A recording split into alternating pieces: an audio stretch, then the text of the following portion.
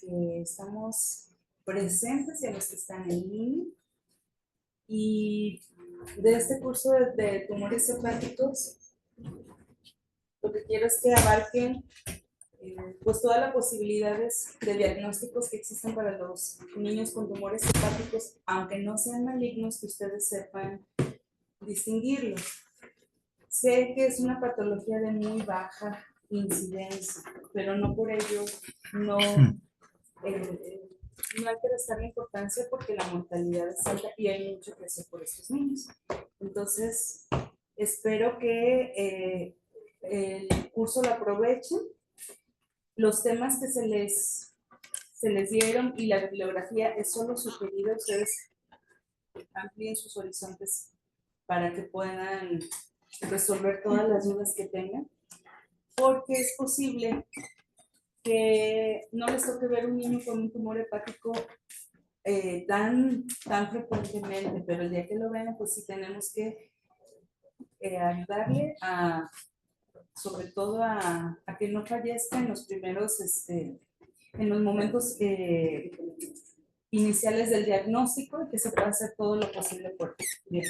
Entonces damos la palabra al doctor Luis Cross. Perfecto. Entonces, el día de hoy vamos a dar inicio al curso de tumores hepáticos malignos en pediatría. Va a estar pues el curso dirigido y a cargo de la doctora Verónica Soto. Y en el día de hoy, pues quien les habla, Luis Carlos Sucros Berrío, residente de cuarto año de Oncología y Hematología Pediátrica. Entonces,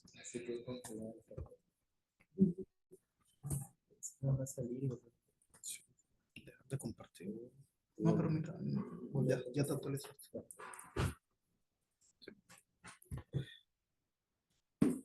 Entonces, dentro de los temas a tratar el día de hoy va a estar pues dividido en cuanto a la parte de su definición, clasificación, tanto de los parte de los tumores hepáticos, tanto benignos como malignos, su incidencia, factores de riesgo que están atribuidos o asociados a estos, su forma de presentación o manifestación clínica y la parte de los diagnósticos diferenciales, tanto de benignos como malignos.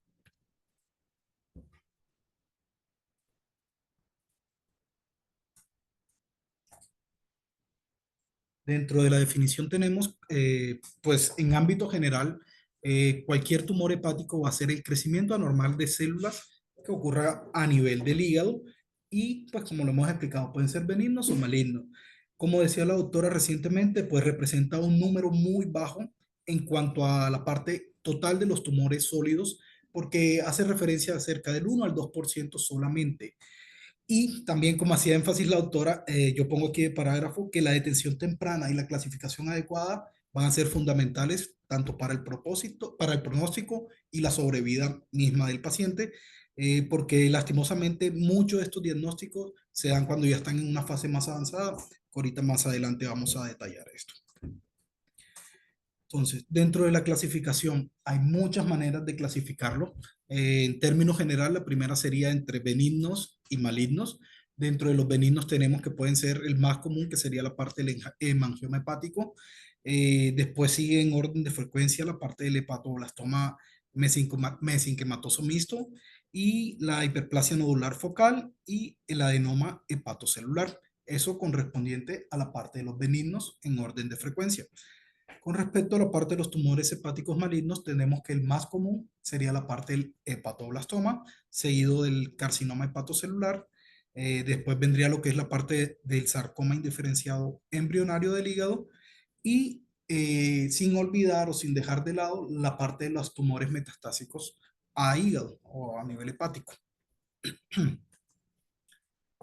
Otra clasificación que podemos tener y que tenemos que tener siempre presente es la parte según de anatomopatológica del contenido del tumor. Entonces aquí tendríamos que pueden ser tumores epiteliales, los cuales son los más frecuentes, aproximadamente el 60% de los casos van a ser de origen epitelial, mesodérmicos, que va a cerca del 20%. En estos dos primeros que hemos mencionado, allá abarcamos el 80%, o sea, es donde hay que, pues, como centrar mayor énfasis, por decirlo de alguna manera.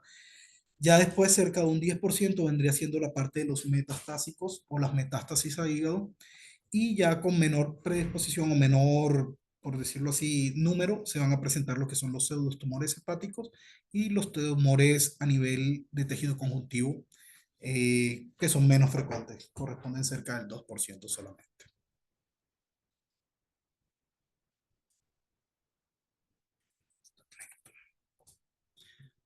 Otra clasificación sería la parte de su origen según el diagnóstico histológico. Dentro de esto, pues vamos a tener que pues ya los podemos empezar a dividir como malignos y benignos respectivamente. Como hacíamos pues aclaración ahorita, la parte del hepatoblastoma va a ser el principal, el más común. No voy a entrar como en detalles mínimos del hepatoblastoma, sino como generalidades, porque más adelante, pues en las próximas clases los vamos a estar abordando y desarrollando. El siguiente sería en este orden la parte del hepatocarcinoma, que son los más comunes. Y con respecto a los benignos, lo que decíamos, el hemangioma hepático sería el principal, el que más vamos a hacer como énfasis en la presentación el día de hoy. Otro tipo de clasificación va a ser según su tratamiento. Ahí los podemos diferenciar, pues ya tenemos de base su histología previa, que ya la vamos a tener, y con esto vamos a mirar qué tipo de tratamiento le vamos a ofrecer al paciente, si es solo tratamiento médico, médico quirúrgico o quirúrgico. Ahí en esta tabla pues estoy presentando a nivel general tanto benignos como malignos. Y nos hacen énfasis que la parte del hepatoblastoma fetal es el que más va pues, a hacer, por decir, en porcentaje, el 81% va a requerir manejo tanto médico como quirúrgico, como para darlo en gran escala, sí. Y va a depender mucho esto de en qué fase se da el diagnóstico. Acá hago referencia con esto. Muchos de los que aparecen pues en la tablita no aparecen en la parte de porcentaje de tratamiento quirúrgico porque el diagnóstico se da de manera muy tardía, ya cuando está muy avanzado en estadio 3 o 4 y no llegan todavía a la fase de recibir pues medidas de intervenciones quirúrgicas.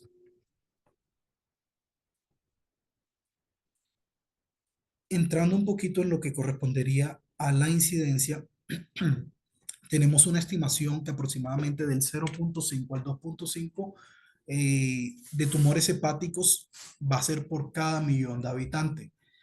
En esto, pues como decíamos ahorita, corresponde menos del 2% de todas las neoplasias infantiles y el 4% de los tumores sólidos en edad pediátrica.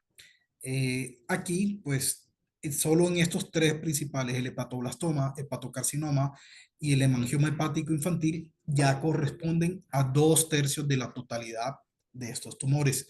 Y tenemos que, pues, en la distribución global, pues a nivel mundial, tenemos que correspondería al 2.1 de la población total. O sea, es muy baja la incidencia en realidad que vamos a estar en contacto con estos pacientes. Ahí el otro punto a resaltar es que hay una leve diferenciación en cuanto a la prevalencia por sexo, siendo pues el sexo masculino el que se ve más afectado, con una diferencia de un 53% aproximadamente con respecto a un 47% que abarcaría al sexo femenino. Lo otro es que este gran grupo de población o estos grupos se van a ver en un grupo etario de 1 a 5 años de edad, donde tienen su pico de mayor incidencia hasta los 36 meses. Va a variar, pues, obviamente un poquito dependiendo cada tumor puntualmente, pero en promedio los diagnósticos se van a dar del 1 a los 5 años. Otra parte sería que de estos tumores en términos general, hay muchos que se van a asociar a patologías previas y van a estar con una incidencia que van a ser desencadenados por un antecedente que más adelante vamos a tocar, puede ser de origen infeccioso, pacientes inmunocomprometidos con algún tipo de trisomías, entonces va a depender mucho de eso. Y es muy raro encontrar pacientes con diagnósticos en la edad pediátrica, se dice que va menos del 30% en su totalidad, o sea, es un grupo mucho más reducido. En cuanto más pasan los años, son menos común encontrarlos, en especial el hepatoblastoma. Para entrar a hablar un poquito de términos generales del hepatoblastoma, tenemos que, pues como lo hemos mencionado, es el tumor hepático maligno más común en la parte de pediatría. teniendo una incidencia estimada aproximadamente de 1.5 casos por cada millón de niños menores de 15 años de edad, siendo su pico máximo cerca a los 18 meses de edad, de los 6 a los 36, como les comentaba, es como donde más lo vamos a ver que se relaciona, y su pico máximo de incidencia cerca a los 18 meses de edad, que esa es como la mediana donde más se presenta. Eh, Solo un 5% de los nuevos casos de patoblastoma son diagnosticados en niños mayores de los 36 meses. O sea, hay que hacer énfasis. Masa abdominal en pacientes menores de 3 años, la primera sospecha grande que tenemos que tener es la parte del hepatoblastoma. Hablando un poquito de lo que sería la parte del carcinoma hepatocelular en cuanto a su pues, representación como tal, se dice que es el segundo tumor maligno más frecuente en niños en edad pediátrica y hay una incidencia aproximada de 0.5 casos por cada millón de niños por año. Y estos, pues para diferenciarlos, son más comunes en niños grandes. Es más común en algunos lugares, pues como lo orienta un poquito el mapa acá, las áreas rojas son donde son más común o más incidencia de los tumores de hepatocarcinoma puntualmente y puede estar relacionado a la parte de África y la parte del sureste asiático. Entonces son como las dos partes que más se pueden ver afectadas por la parte de carcinoma hepatocelular y muchas veces va a estar precedido, como les mencionaba anteriormente, de infecciones, sean por virus de la hepatitis B, virus de la hepatitis C o una coexistencia de ambas infecciones, lo cual puede empeorar hasta el pronóstico como tal. En estas áreas que se ve rojo, se dice que la incidencia cambia notablemente. Aquí ya no estamos hablando de 0.5 casos por millón de habitantes, sino que ya estamos hablando de 15 casos por cada millón. Entonces, hay un cambio significativo en la población general. Otro de los puntos a tocar dentro del temario va a ser la parte de los factores de riesgo. Estos también lo vamos a abarcar o los vamos a dividir por grandes grupos. Entonces ahí podríamos tener la parte de lo que son los genéticos y síndromes asociados, donde pues dentro de los más comunes va a estar la parte de la trisomía 18, va a estar el síndrome de Whitman, síndrome de Li-Fraumeni, la parte de la polipomatosis familiar hereditaria y las partes de las mutaciones de algunos genes como van a ser el APC y las betacateínas, son como los principales, los que más se presentan en cuanto a la parte genética y síndromes asociados. Otra de la clasificación va a ser las condiciones propias del paciente al momento de nacer, o sea, la fase neonatal y la perinatal.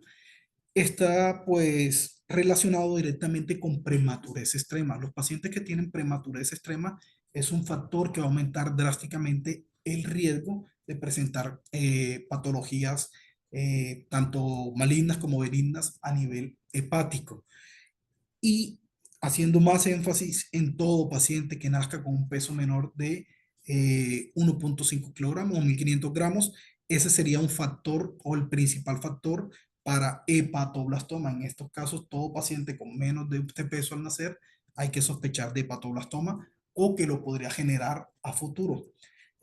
Otras condiciones van a ser la parte de la reproducción asistida, donde todavía no hay como una estadística muy fuerte que lo sustente, pero se ha asociado más a pacientes con reproducción asistida el aumento de tumoraciones a nivel hepática.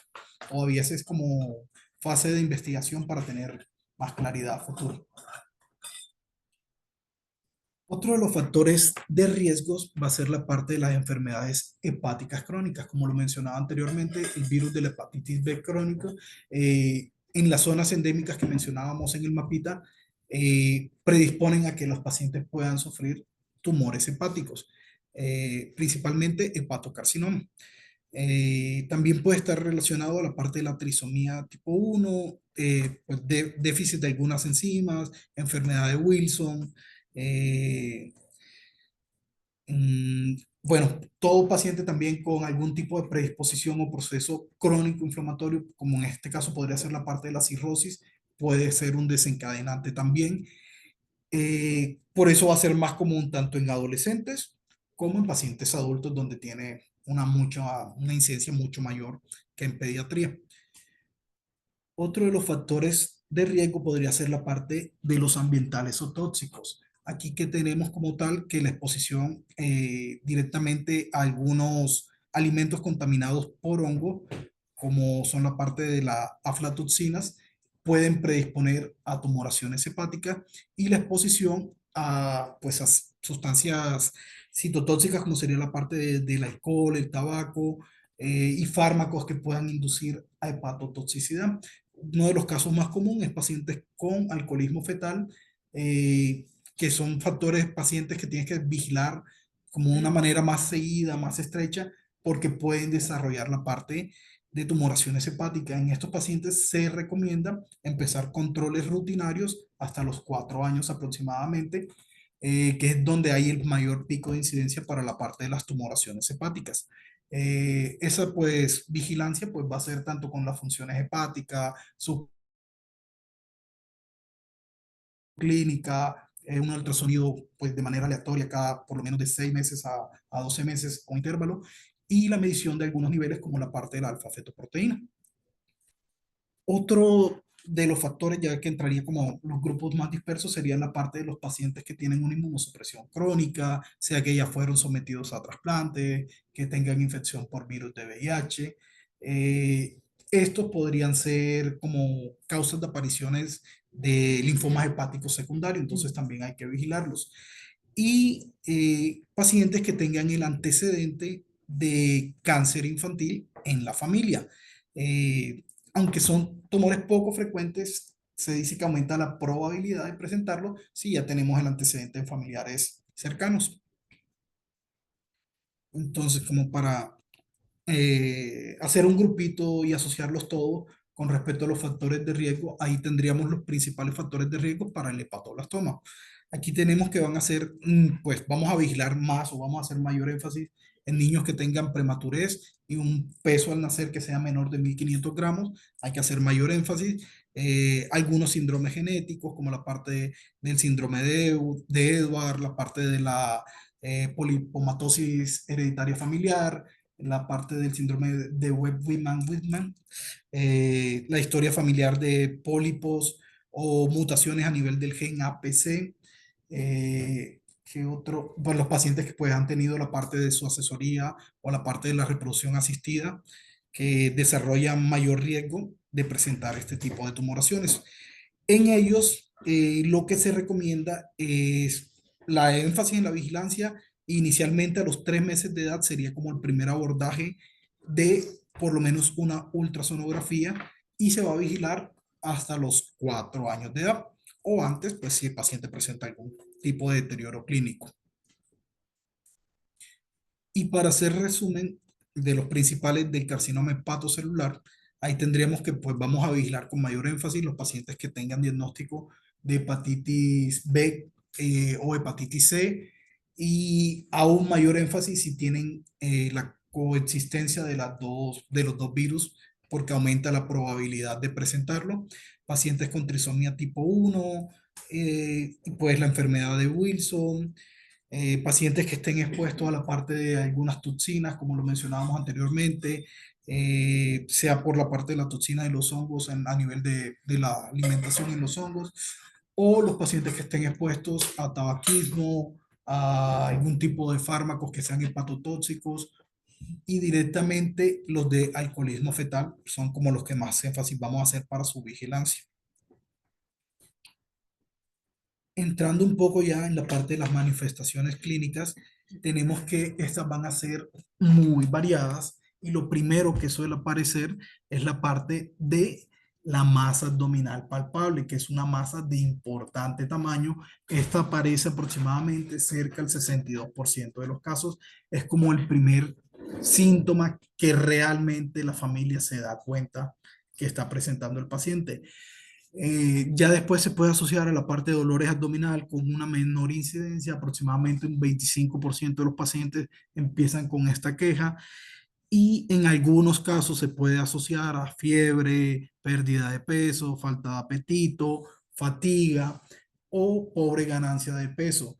Esto cercano al 20% de los casos.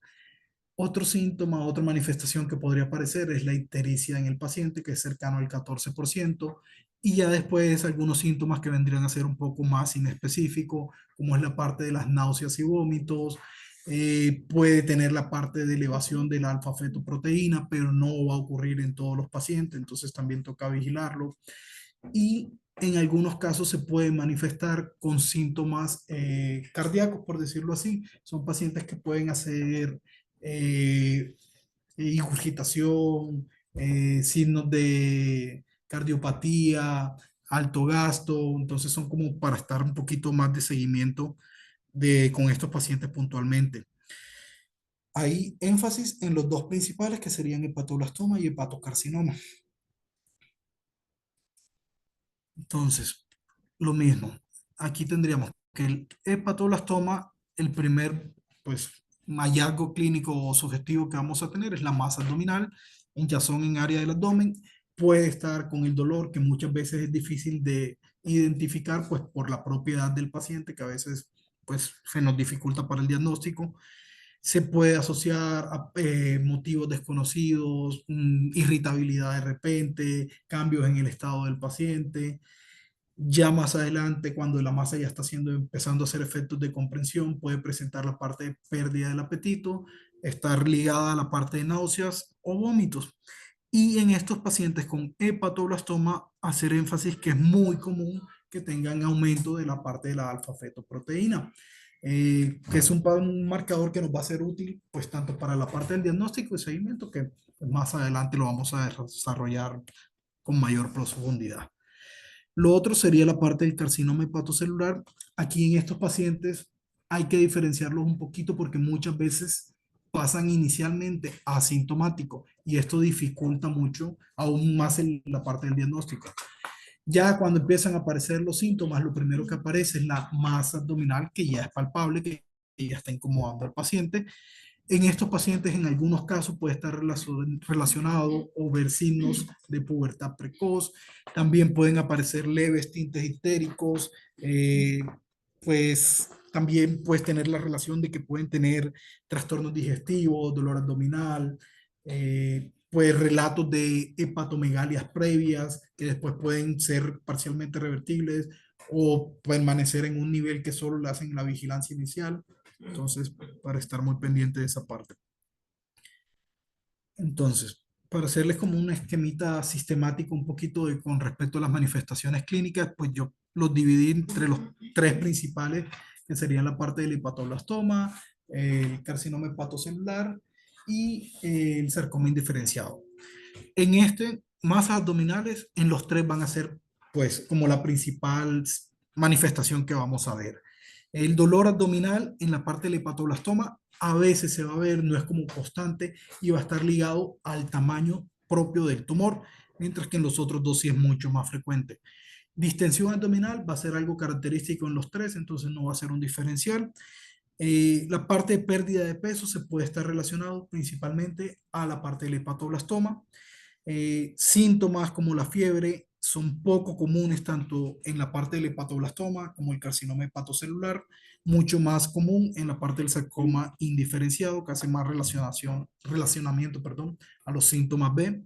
La ictericia es poco común en la parte del hepatoblastoma en las fases iniciales, ya cuando está muy avanzado puede ser más común por pues, el efecto de obstrucción de masa que está generando.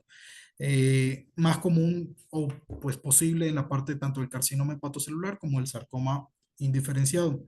La parte de la elevación de la alfa-fetoproteína, que es la principal que se va a ver afectada en el hepatoblastoma, con menor prevalencia, pero aún siendo importante, va a estar elevada en la parte del carcinoma hepatocelular y es poco común o no esperable en la parte del sarcoma indiferenciado.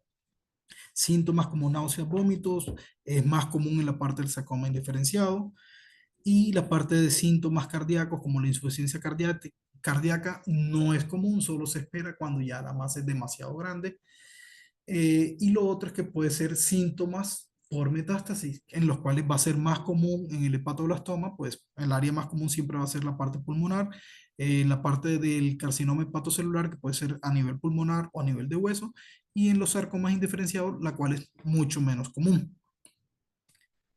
Con todo esto, pues en una revisión de la revista cubana de pediatría, un artículo que fue publicado en el 2020, ahí hacen la diferenciación o la marcación de que lastimosamente la mayoría de los diagnósticos van a estar en la fase de un estadiaje pues avanzado, ya van a estar en pacientes con un estadio 3. Esto va a ser el 43% de los pacientes.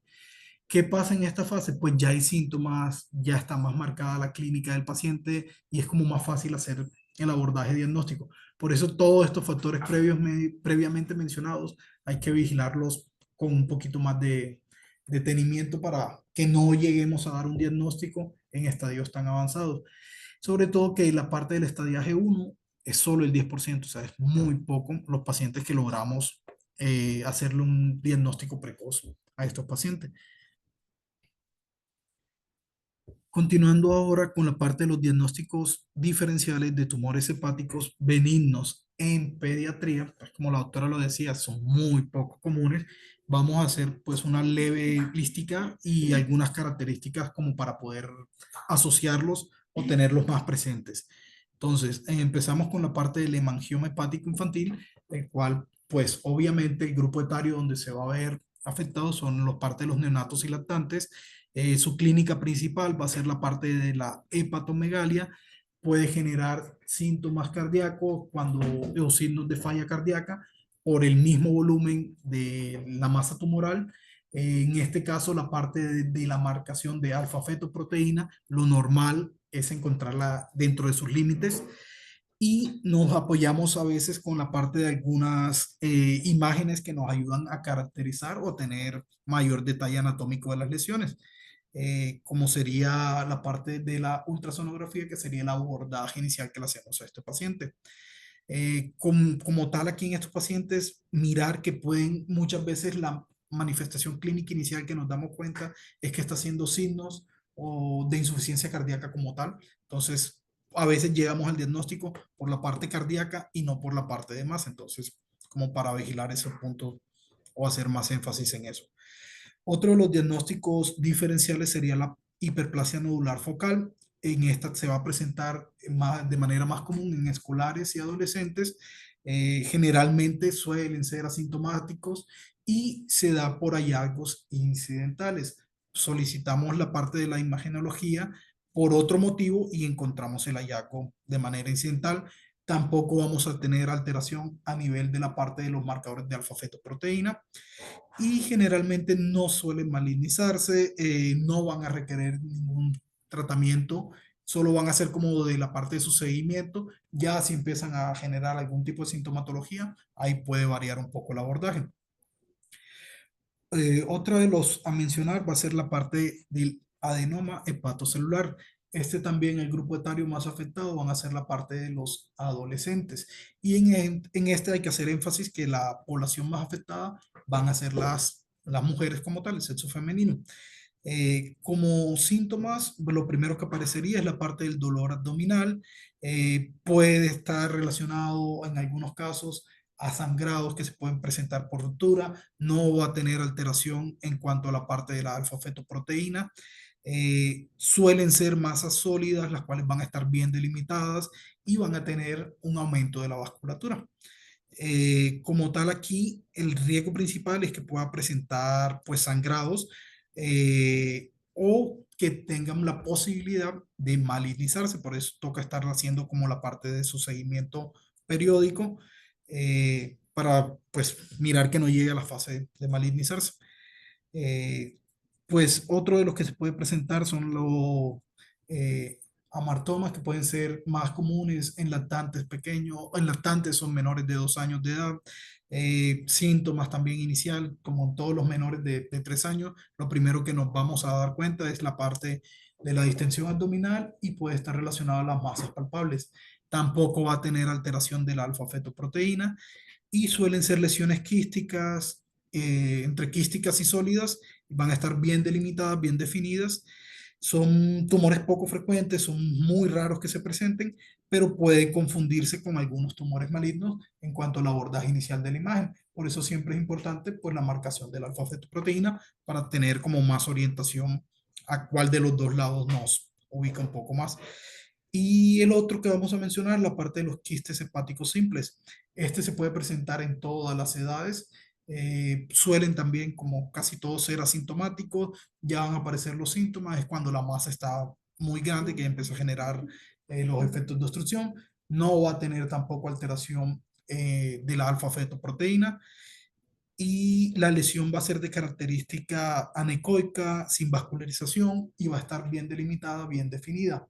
Son benignos, no van a requerir ningún tipo de tratamiento y es como más para su seguimiento periódico de estos pacientes. Entonces, claves como el diagnóstico para los diferenciales, ahí teníamos que la alfa-fetoproteína, pues como vimos, no se ve alterado en ninguno de estos benignos. A diferencia de otro tipo de patologías, como lo mencionábamos, que puede ser la parte del hepatoblastoma o el carcinoma hepatocelular, que en ellos sí va a tener una alteración marcada de la alfa-fetoproteína.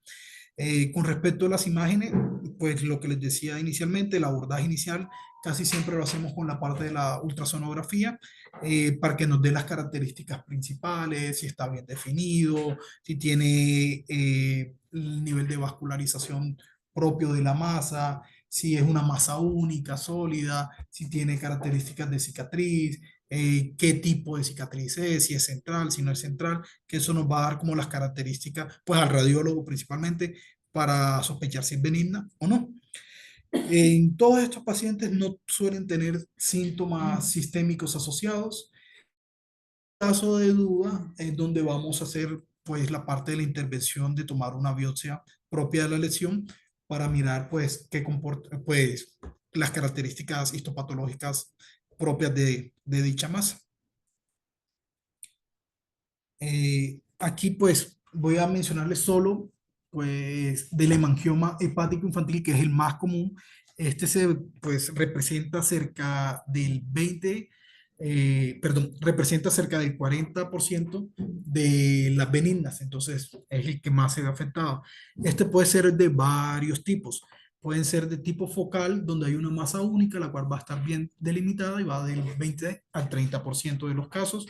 Puede ser multifocal, pues con múltiples lesiones hepáticas, y este va a ser como la presentación más común de los tipos del hemangioma hepático infantil y va a ser cerca del 40 al 50%. Y por último, el que va a ser difuso, que va a ser directamente compromete todo el hígado, el cual es muy raro y es de mayor vigilancia porque puede tener mayor gravedad. Este va a ser cercano al 10 al 20% de los casos.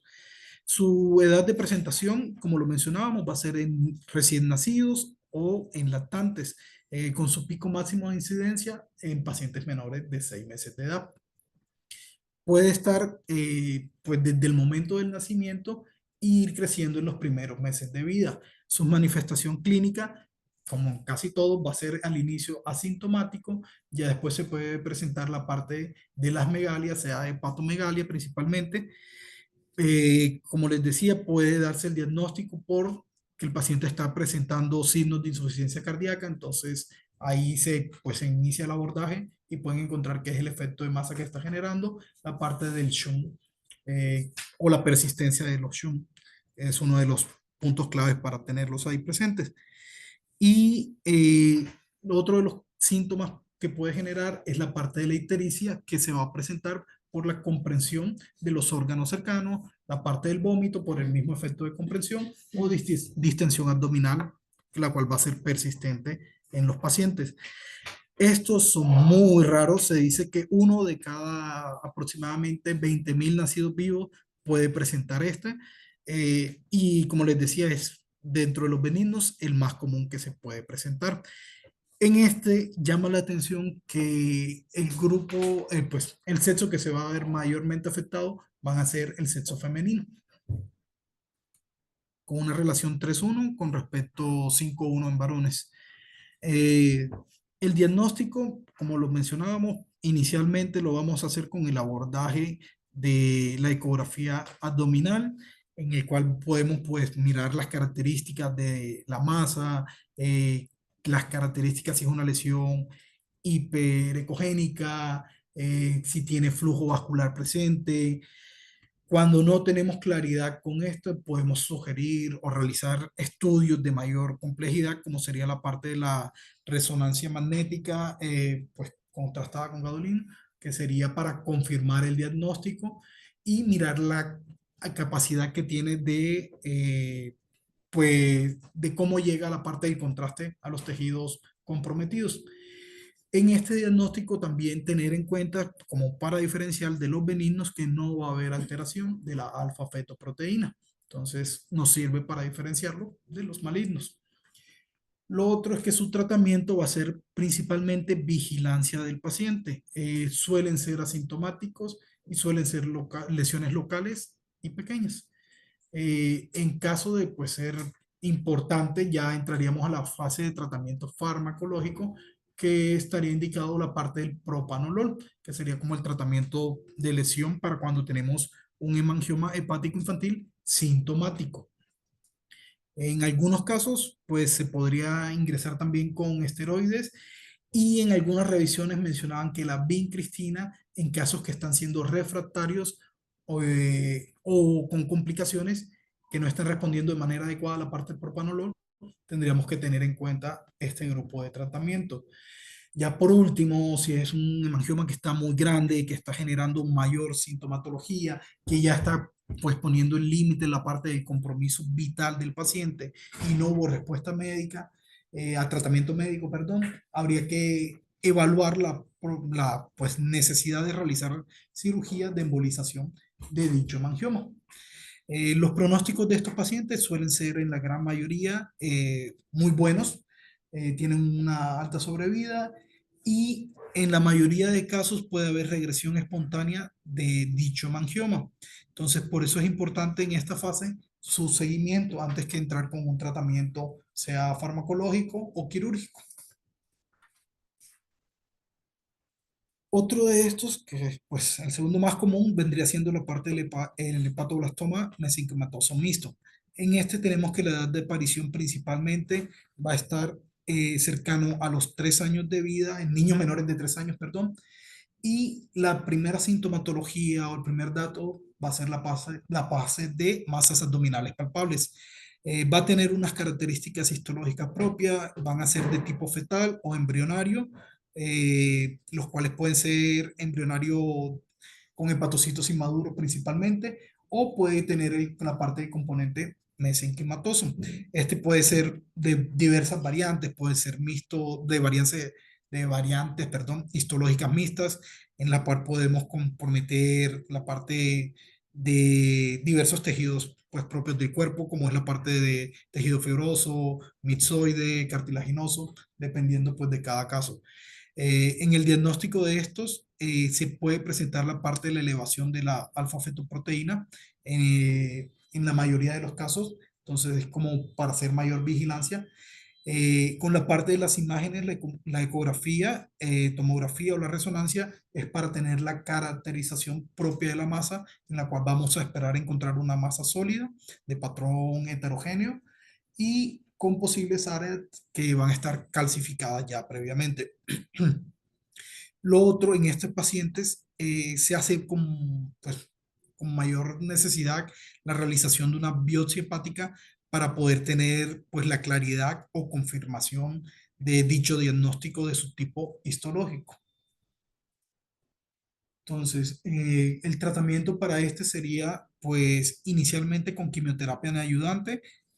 Pues lo que más encontré en la literatura del tratamiento inicial sería con la parte de la neoadyuvancia con cisplatino y posterior a esto, dependiendo, vamos a mirar pues si la recesión puede ser total, sería lo ideal, o si no hay una recesión total, evaluar si el paciente va a ser candidato a futuro para un trasplante hepático en caso de ser necesario.